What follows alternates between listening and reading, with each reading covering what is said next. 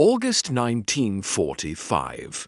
The Pacific air is still heavy with heat. A wooden gate opens somewhere in the American-held Philippines. Beyond it rows of barracks, white sheets drying in the sun, footsteps slow on packed dirt. For a small group of Japanese women, the war has already ended, but disbelief has just begun. They had been nurses, clerks, radio operators, some civilians, some auxiliaries attached to the Imperial Army. They had been told repeatedly what capture meant, that American camps were places of cruelty, that prisoners were beaten, starved, humiliated, that death would be preferable. But inside the barracks, there are clean beds, mattresses raised off the ground, no shouting in the night, no guards striking rifles against doors. At lights out. The camp becomes quiet, not the silence of fear, but the absence of terror. For the first time in years, sleep comes without orders, and with it, an unsettling realization everything they were taught about the enemy may have been wrong. The reasons for that shock stretch far beyond this single camp. By the time these women entered American custody, the Pacific War had already consumed millions of lives. Japan had gone to war in December 1941 with an ideology rooted in absolute loyalty, sacrifice, and obedience. The imperial system taught that surrender was dishonor, capture was disgrace. For soldiers and, increasingly, for civilians, death was framed as preferable to imprisonment. This belief was not accidental. It was enforced.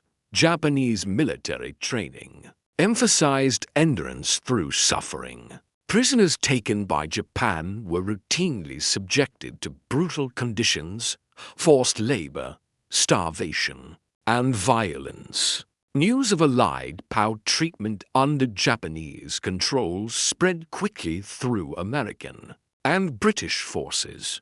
But inside Japan, a different narrative was reinforced. American camps, Japanese civilians were told, were places of revenge. As the war expanded across Southeast Asia and the Pacific Islands, women became increasingly involved in Japan's war effort. They served as nurses in field hospitals, clerical staff in military offices, factory workers, radio operators, and in some occupied territories, civilian settlers supporting Japanese administration. By 1944 and early 1945, Allied forces were advancing rapidly. Islands fell, supply lines collapsed, units were cut off. Entire populations, soldiers and civilians alike, were captured. As the Japanese defensive perimeter crumbled, unlike European battlefields, surrender in the Pacific often came without preparation. Many Japanese women were taken prisoner not after formal ceasefires, but during chaotic collapses of local command. They arrived expecting punishment. What they encountered instead was something they had never been trained to understand. A system built not on vengeance but regulation. And that difference would reshape how captivity itself was experienced. The United States entered the war with a different philosophy of imprisonment. By 1942, American forces were bound by the Geneva Convention relative to the treatment of prisoners of war standards that emphasized sanitation, medical care, nutrition, and protection from violence. While not every camp met these ideals perfectly, the framework itself shaped daily life. In the Pacific, POW camps were often established quickly near front-line advances on Saipan, Guam, Leyte, and later in Okinawa. Women prisoners were usually separated from male combatants and placed under additional supervision, often with female medical staff and translators. For Japanese women, the contrast was immediate. Food was rationed but regular. Water was clean. Medical treatment was available. Guards followed rules. The shock was not luxury. It was order. Even the beds mattered. Raised wooden frames, clean sheets, blankets issued systematically. For women who had slept for months on dirt floors, in caves, or in bombed-out buildings. The physical difference was overwhelming. Night brought another surprise. There were no forced chants, no sudden inspections, no screaming officers. Lights went out and stayed out. Silence. In American camps meant safety. U.S. intelligence officers later noted that many Japanese female prisoners displayed extreme anxiety upon arrival, expecting abuse that never came. Some refused food, believing it poisoned. Others slept in shifts, waiting for violence that did not occur. The camps were not benevolent havens. They were controlled, monitored, and restrictive. Freedom was gone, but terror was absent. And in that absence, something unexpected began to happen. The prisoners started to think. For many Japanese women, captivity was not just physical, it was ideological. From childhood, they had been taught that the enemy was cruel by nature, that Americans were undisciplined, racially inferior, and morally corrupt. Wartime propaganda reinforced this relentlessly, especially as Allied bombing intensified. So when violence did not come, the mind struggled to reconcile reality. U.S. camp psychiatrists and Red Cross observers later recorded a pattern: disbelief first, suspicion second, and confusion last. Kindness was interpreted as manipulation.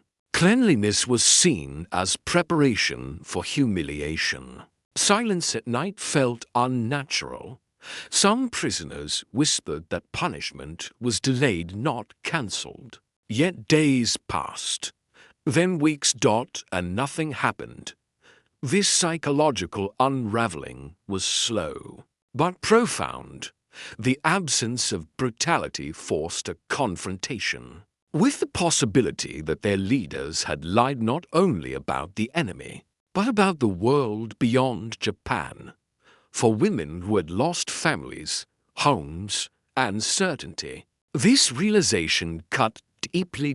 Daily life in American POW camps followed a strict rhythm. Wake-up calls, meals at set hours, medical checks, work assignments that avoided hard labor.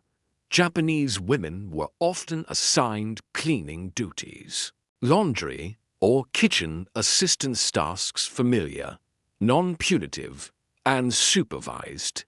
Hygiene was enforced, not as punishment, but as policy. Cleanliness became routine. Beds were made each morning, floors swept, latrines maintained. This order restored something war had erased: predictability. And predictability brought rest. For women accustomed to constant fear of air raids, starvation, or summary execution, the quiet nights became the most startling feature of all. Sleep, uninterrupted, changed everything. But not all perspectives were the same.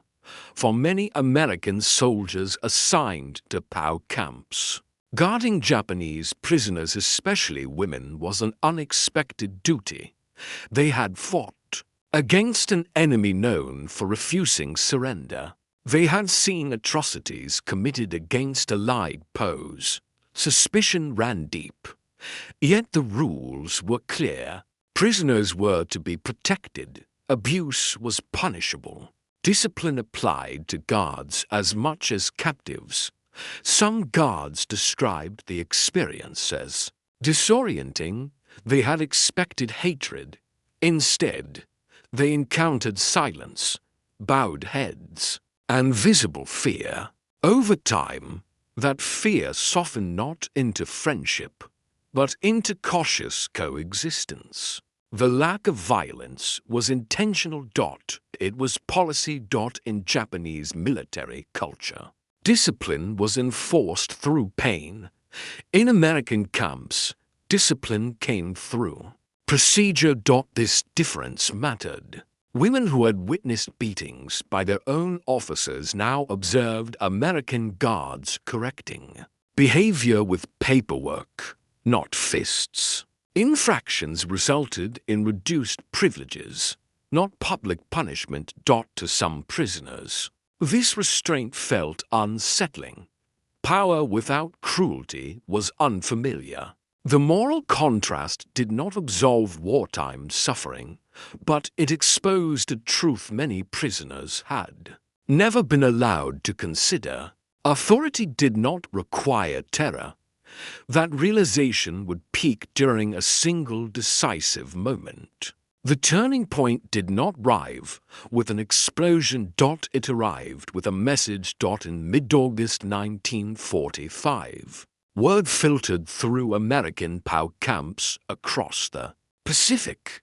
Japan had accepted surrender terms. The emperor had spoken. The war was over. For Japanese female prisoners, the announcement shattered what little certainty remained. Some collapsed, some cried openly, others refused to believe it. Guards did not celebrate. There were no taunts, no retribution. Instead, camp commanders ordered stability. Food continued. Medical care continued. Nights remained quiet.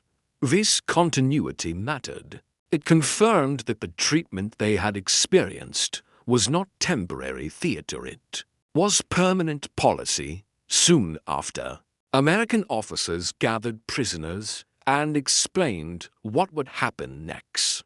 Repatriation, medical evaluation, return home when possible. No trials, no punishment for surrender, no revenge for women who had expected execution upon capture. The reality was almost unbearable to process. Survival itself began to feel strange. And then came the final proof. In the days following the surrender announcement, international observers arrived. Red Cross representatives inspected facilities. Photographs were taken. Reports were filed. Everything the prisoners had seen: clean bedding, regular meals, medical care was documented. The camps did not change for the inspections. They didn't need to. For many Japanese women, this was the moment disbelief finally gave way to certainty. The conditions were not staged. The quiet nights were not temporary. The clean beds were not a trick. Some prisoners later described this realization as more destabilizing than fear. Because fear had been familiar, truth was not. The idea that surrender had not brought humiliation or death forced a reckoning. If captivity was not the nightmare they had been promised, what else had they been misled about? American officers noted a shift in behavior. Anxiety softened. Posture changed. Some prisoners began asking questions not about escape, but about the world beyond the camp. What would Japan look like now? Would families still be alive? Was home even the same place? The war had ended, but its psychological battle had just begun. and its consequences would extend far beyond the barbed wire. Repatriation did not happen. Overnight, Japanese female prisoners remained in American custody. For weeks, sometimes months after the surrender, ships had to be secured, medical screenings completed, records verified. Many were malnourished or ill, requiring treatment before travel. During this period, camp life continued unchanged. Clean beds were still issued. Meals still arrived on schedule. Lights still went out without fear for many women. This final stretch of captivity became a period of reflection. Some began writing diaries. Others spoke quietly among themselves, trying to reconcile the war they had believed in with the reality they were now living. U.S. military reports noted that female prisoners often displayed fewer disciplinary issues than expected. Suicide attempts feared by Japanese authorities and Allied planners alike were rare in these camps. The reason was simple. The conditions removed despair. When transport ships finally departed, many prisoners carried more than personal belongings. They carried memories that conflicted sharply with wartime indoctrination. They were returning to a defeated nation, one physically devastated and psychologically broken. But they were returning alive. And alive carried weight. When Japanese women returned home, their experiences did not fit easily into post-war narratives. Japan was shattered. Cities burned, families displaced, food scarce, shame heavy. For many former prisoners, speaking openly about humane treatment by the enemy felt dangerous socially and emotionally. Silence became common, yet in private, the impact lingered. Some women later testified that their time in American camps altered how they viewed authority, obedience, and suffering. The contrast between Japanese wartime discipline and American captivity forced difficult questions about leadership, truth, and responsibility. Historians examining post-war interviews found that former female POWs often remembered small details. Most vividly, the weight of a clean blanket, the absence of shouting, the sound of insects at night instead of bombs. These memories did not erase loss. Families were still gone, homes destroyed. The war had taken everything. But survival under unexpected mercy reshaped how the war itself was understood. Not as a single story of enemies and victims, but as a collision of systems. And that understanding would echo long after the camps disappeared. War teaches people what to fear.